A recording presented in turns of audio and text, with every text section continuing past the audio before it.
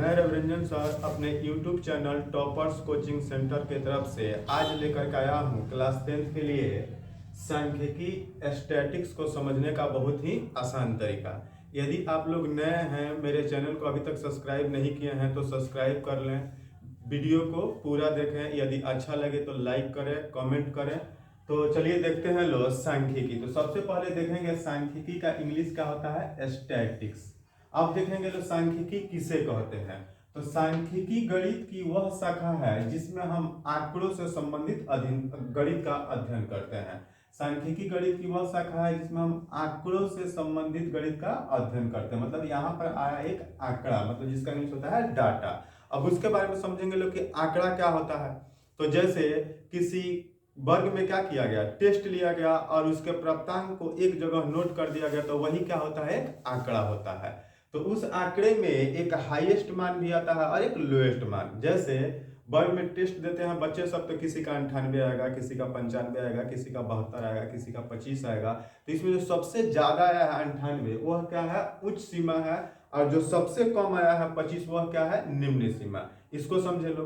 अब इसके बाद देखेंगे लो, इसमें एक टॉपिक आएगा परिसर। इसमें एक टॉपिक आएगा परिसर। अब देखेंगे लोग परिसर क्या होता है, रेंज इंग्लिश होता है। तो होता है उच्च सीमा और निम्न सीमा के अंतर को परिसर कहते हैं। उच्च सीमा और निम्न सीमा के अंतर को परिसर कहते हैं।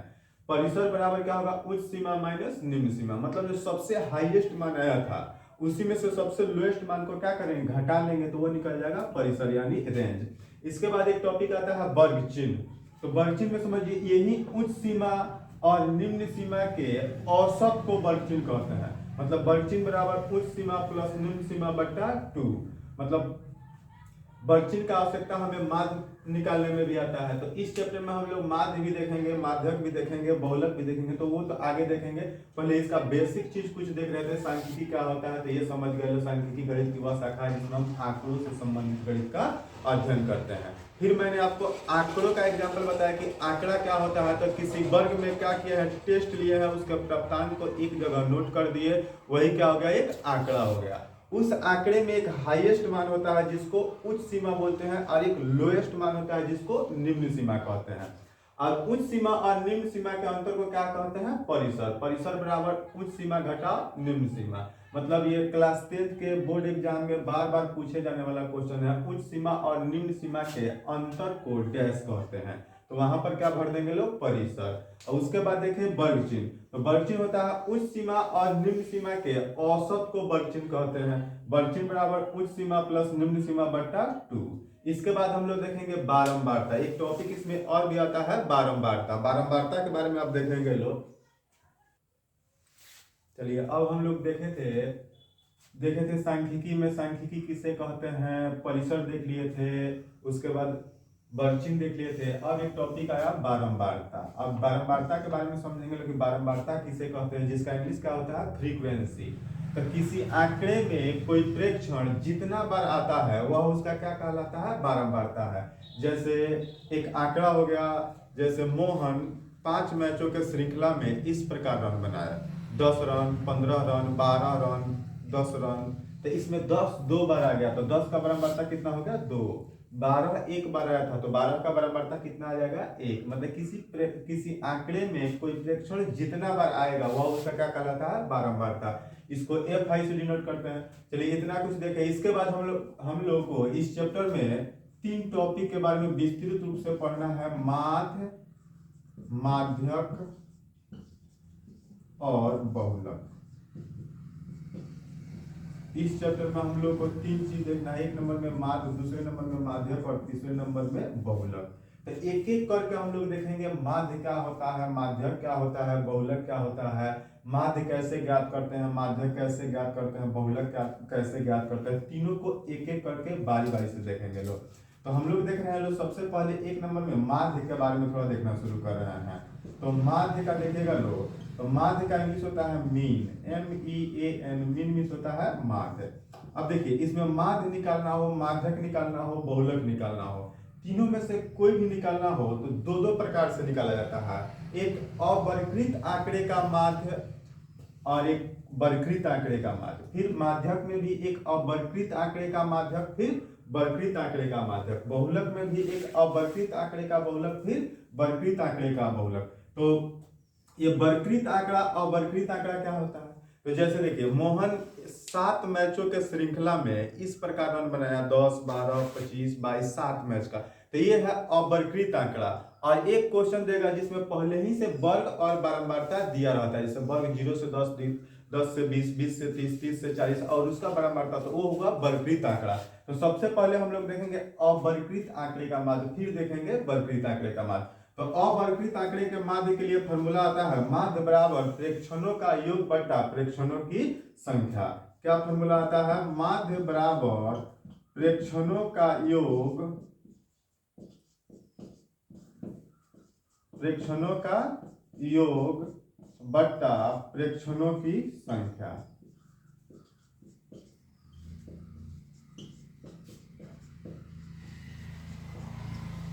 तो इस पर हम लोग क्या कर सकते हैं, एक एग्जांपल समझेंगे लोग कि माध्य कैसे ज्ञात किया जाता है।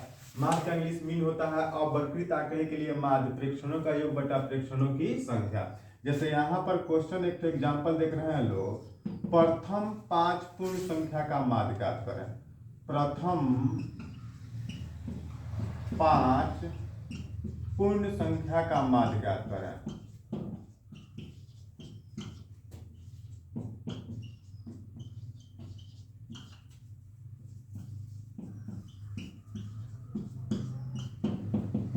क्वेश्चन हम लोग का हो गया प्रथम 5 पूर्ण संख्या का माध्य ज्ञात करें। तो सबसे पहले हम लोग को ये मालूम होना चाहिए कि प्रथम 5 पूर्ण संख्या क्या होता है।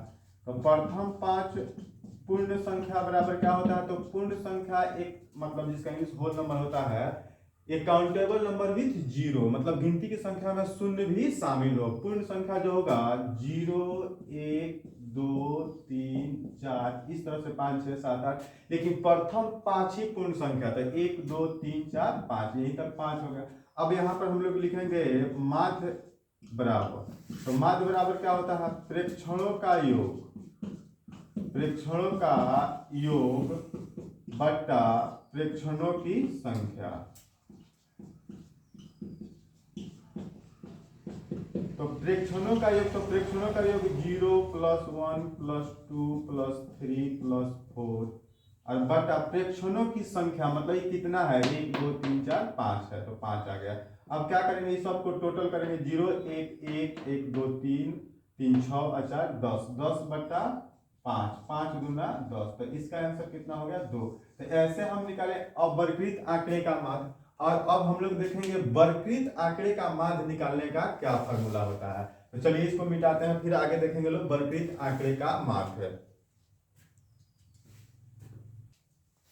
अब हम लोग को देखना था वर्गकृत आंकड़े के लिए माध्य का फॉर्मूला क्या होगा।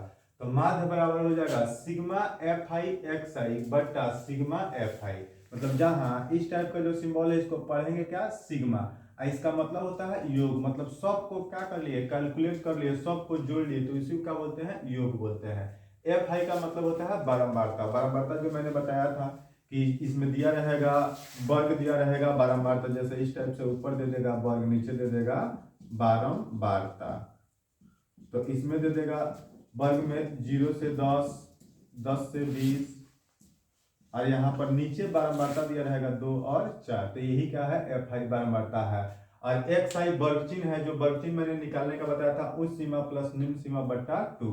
तो यदि यह फॉर्मूला हम लोग दिमाग में रखते हैं तो हम लोग सिग्मा fi xi बटा सिग्मा fi, जहां सिग्मा का मतलब क्या होता है? योग होता है। fi का मतलब क्या होता है? बारंबारता होता है। xi का मतलब क्या होता है?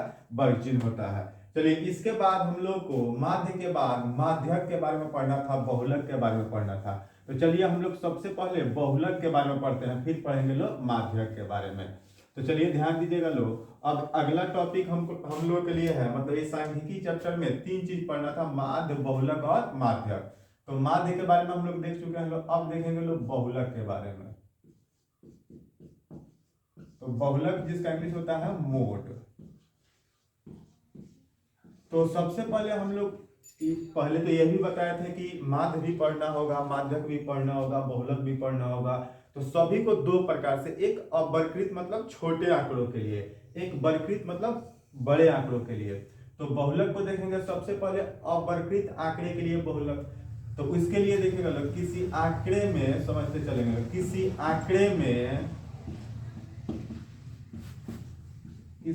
आंकड़े में जो प्रेक्षण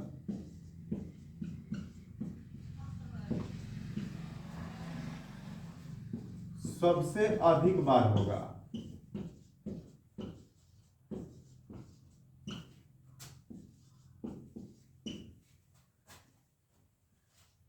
किसी आंकड़े में जो प्रेक्षण सबसे अधिक बार होगा वह बहुलक होता है। यानी एक प्रकार से यह भी कह सकते हैं कि किसी आंकड़े में जिसका बारंबारता सबसे अधिक हो वही क्या होता है, बहुलक होता है। ये किसके लिए, अवर्गीकृत आंकड़े के लिए। एग्जाम्पल में क्वेश्चन समझते हैं, जैसे यहाँ पर रहेगा 2, 3, 2, 5, 2, 7 का बहुलक क्या होगा, बहुलक क्या होगा। तो यहाँ पर समझेंगे 2, 2, 2, 2 कितने बार आया है, 3 बार आया है। सबसे अधिक किसी आंकड़े में जो प्रेक्षण सबसे अधिक बार आता है या जिसका बारंबारता सबसे अधिक हो उसे ही क्या कहते हैं, बहुलक। तो सबसे अधिक बार इसमें कौन आया है, 2 आया है, तो बहुलक बराबर क्या हो जाएगा, 2 हो जाएगा। तो ये तो था अवर्गीकृत आंकड़े का बहुलक। अब देखते हैं लोग दूसरे में वर्गीकृत आंकड़े का बहुलक। तो वर्गीकृत आंकड़े का बहुलक कैसे तैयार करते हैं, तो चलिए इसको पहले मिटा देते हैं, फिर आपको वर्गीकृत आंकड़े का बहुलक निकालने का तरीका मैं बता रहा हूं। चलिए इसका मतलब देखना था, बहुलक वर्गीकृत आंकड़े का बहुलक, मतलब वर्गीकृत आंकड़े का बहुलक कैसे ज्ञात करते हैं। तो किसी वर्गीकृत आंकड़े का बहुलक ज्ञात करने के लिए सबसे पहले बहुलक वर्ग चुनते हैं। जो हमको क्वेश्चन दिया रहेगा यहाँ पर एक तरह से क्या दिया रहेगा, वर्ग, और इधर दिया रहेगा बारंबारता। तो यहाँ पर जैसे वर्ग 0 से 10, 10 से 20, 20 से 30, 30 से 40, 40 से 50, इस टाइप का एग्जाम्पल एक समझना क्वेश्चन है। इसमें 2, 3, 5, 2, 1 इस टाइप से दे दिया है। तो किसी वर्गीकृत आंकड़े का बहुलक ज्ञात करने के लिए सबसे पहले बहुलक वर्ग चुनते हैं, मतलब इसमें से एक वर्ग चुनेंगे जो बहुलक वर्ग होगा। तो वो कैसे चुन सकते हैं, तो इसके लिए यहाँ पर है, जिस वर्ग की बारंबारता सबसे अधिक हो उसे बहुलक वर्ग कहते हैं। यानी बारंबारता, जैसे देखेंगे ऊपर वाला क्या है, वर्ग है, नीचे वाला क्या है, बारंबारता है। 2, 3, 5, इसमें सबसे अधिक वाला बारंबारता कितना है, 5 है। तो 20 से 30 जो वर्ग है जिसका बारंबारता 5 है वही क्या हो गया, बहुलक वर्ग। फिर बहुलक का फॉर्मूला हम सभी को याद होना चाहिए, बहुलक बराबर L plus F1 minus F0 बटा 2F1 minus F0 minus F2 into H, जहाँ L बहुलक वर्ग की निम्न सीमा, यानी बहुलक वर्ग कितना लिया है, 20 से 30, तो निम्न सीमा कितना है, 20। तो L जो हो जाएगा बहुलक वर्ग की निम्न सीमा, यानी उसमें से 20 ले सकते हैं, 20 ले लेंगे। F1 बहुलक वर्ग की बारंबारता, बहुलक वर्ग की बारंबारता कितना हो जाएगा, 5 हो जाएगा। F0 बहुलक वर्ग के ठीक पहले वाले वर्ग की बारंबारता यानी 3 हो जाएगा। F2 बहुलक वर्ग के ठीक बाद की बारंबारता यानी 2 हो जाएगा। H जो होता है वर्ग माप या वर्ग अंतराल की लंबाई। तो जैसे यहाँ 0 से 10, 10 से 20, 20 से 30, तो कितना बढ़े हुए हैं, 10, 10 बढ़े हुए हैं, तो यहाँ वर्ग माप कितना हो जाएगा, 10। किसी क्वेश्चन में 0 से 50, 50 से 100, 100 से 150, 150, तो उसमें वर्ग माप कितना हो जाएगा, 50। तो अभी जो हम लोग सांख्यिकी देखे, इसमें देखे सांख्यिकी किसे कहते हैं, परिसर क्या होता है, वर्ग चिन्ह क्या होता है, बारंबारता क्या होता है, माध्य, 2 प्रकार से, अवर्गीकृत आंकड़े का माध्य, वर्गीकृत आंकड़े का माध्य, फिर बहुलक अवर्गीकृत आंकड़े का बहुलक, वर्गीकृत आंकड़े का बहुलक। अगला जो इसमें एक और टॉपिक बचा हुआ उसका नाम है माध्यक। तो उसके लिए मैं फिर अगला वीडियो लेकर के आऊंगा जिसमें बताऊंगा आप लोगों को माध्यक कैसे ज्ञात कर सकते, दोनों ही प्रकार के माध्यक, अवर्गीकृत आंकड़े के लिए और वर्गीकृत आंकड़े के लिए। तो चलिए आज के लिए इतना ही, अगले वीडियो में फिर मिलते हैं।